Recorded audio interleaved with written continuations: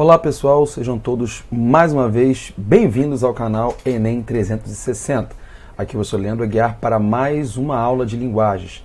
Antes de você prosseguir, aquele pedido especialíssimo, inscreva-se no canal, ative o sino para que você receba as notificações e dessa forma não perca nenhuma novidade. Vamos à aula de hoje? Quero falar hoje sobre a questão número 38 do Caderno Azul do ano passado, a edição 2020, e eu quero falar sobre uma questão muito simples acerca de interpretação de texto, mas com alguns detalhes muito legais. Vou ler o texto primeiramente. Relatos de viagem nas curvas da Nacional 222 em Portugal. Em abril deste ano, fomos a Portugal para uma viagem de um mês que esperávamos há um ano, pois no dia 4 de maio chegávamos ao aeroporto Francisco Sá Carneiro, no Porto. Que linda a antiga, muito nobre, sempre leal e invicta cidade do Porto. Encantei-me, diriam eles, pelas belas paisagens, construções históricas com lindas fachadas, parques e praças muito bem cuidados. Os tripeiros, sinônimo de portuenses, têm orgulho de sua cidade, apelidada de invicta, nunca foi invadida. E valorizam tudo o que há de bom ali, como a melhor estrada para se dirigir do mundo, a Nacional 222. Pois na manhã do 25 de abril, dia da Revolução dos Cravos, resolvemos conhecer a tal maravilha. A cada 10 quilômetros tínhamos que encostar. Corríamos, dançávamos, tomávamos chocolate quente, sopa, tudo que fosse quentinho. E lá íamos para mais uma etapa. Uma aventura deliciosa. Depois de 3 horas, mais ou menos o dobro do tempo necessário, não fossem as paradas para aquecimento, chegamos a casa, congelados, mas maravilhados e invictos.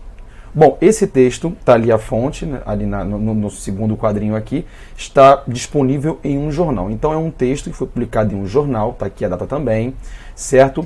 E é um texto, uma coluna de jornal com um relato, certo? E sendo um relato, é claro, isso é bem nítido, que você vai notar algumas marcas de primeira pessoa, como o caso ali de fomos a Portugal, chegávamos ao aeroporto Francisco Sá Carneiro, enfim, você vai notar muitas marcas de primeira pessoa, porque é algo muito próprio do gênero textual relatos, né? Nesse caso bem especial, relatos de viagem.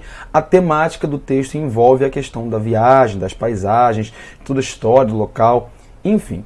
Vamos agora à questão. Nesse texto, busca-se seduzir o leitor por meio da exploração de uma voz externa sobre a identidade histórica do povo português. Bom, antes de prosseguir sobre o comando da questão, se você não sabe, não tem uma noção, não perpassou esse assunto, procura aqui na nossa lista de vídeos que você vai encontrar uma aula só sobre estratégias argumentativas, e a sedução é uma delas, tá? Dá uma olhadinha lá que você vai encontrar. Enfim, o trecho que evidencia esse procedimento argumentativo, o da sedução, tendo como formas, né, a questão de falar sobre a identidade histórica do povo português. Então, essas duas coisas você precisa ficar atento. Primeiro, a sedução do leitor. E segundo, essa exploração, né, esse relevo sobre a identidade histórica do povo português, ok? Dá uma olhadinha nas alternativas. Primeira delas. Que linda a antiga, muito nobre, sempre leal e invicta cidade do Porto. Veja só que nessa opção, além de você ter as aspas recortadas do texto, ou seja, um recorte da questão para o texto, dentro dessas aspas você tem aspas simples, que seria uma voz de dentro da voz. A voz de uma, digamos, de uma história, a voz de um povo, a voz de uma sociedade dentro da voz do narrador. Certa voz de quem relatou aí. Então, isso já é um ponto interessante a gente pensar. Segunda alternativa. Encantei-me, diriam eles, pelas belas paisagens, construções históricas com lindas fachadas. Mesmo procedimento que acontece em cima. No entanto, as aspas simples estão apenas sobre uma palavra, que é o encantei-me, que de alguma forma o narrador desse relato ele toma para si como também encantado com essas paisagens, ok?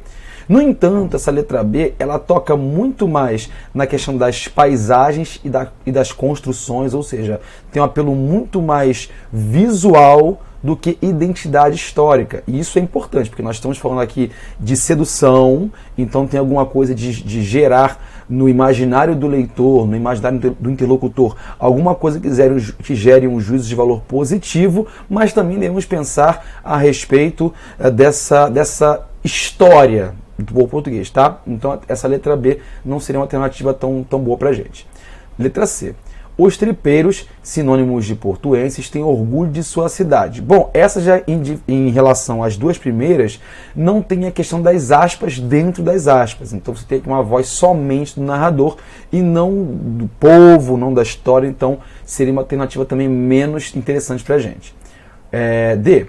E valorizam tudo o que há de bom ali, como a melhor estrada para se dirigir do mundo. Ó, essa já se parece muito com a letra A e com a letra B, de ter aspas dentro das aspas, uma voz dentro da voz. No entanto, você não tem aqui nada que fale sobre a questão da história, mas uma questão também paisagística, né? A estrada, o benefício da logística pelo local, o meio de condução, ok? E por último a letra E. Pois na manhã do 25 de abril, dia da Revolução dos Cravos, resolvemos conhecer a tal maravilha. Essa seria parecida com a letra C, que você tem apenas aspas duplas, não tem aspas simples, então você não tem uma voz dentro da voz. Mas, digamos, tem até algo aqui que ecoa como um discurso polifônico, que é a data, que foi um acontecimento muito importante para Portugal, que foi dia 25 de abril de 1975, a Revolução dos Cravos. Digamos que seria o fim do regime salazarista em Portugal. Sendo assim,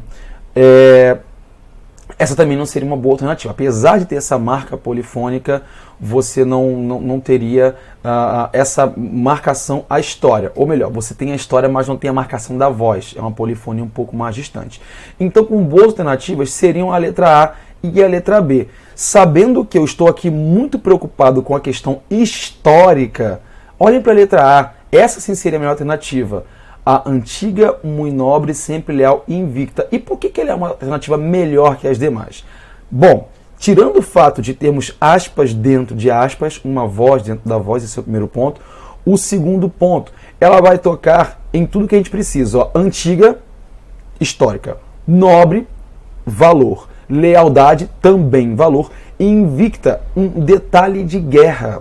A cidade permaneceu de pé, suportando todas as invasões, suportando todas as guerras, todos os conflitos que ali aconteceram.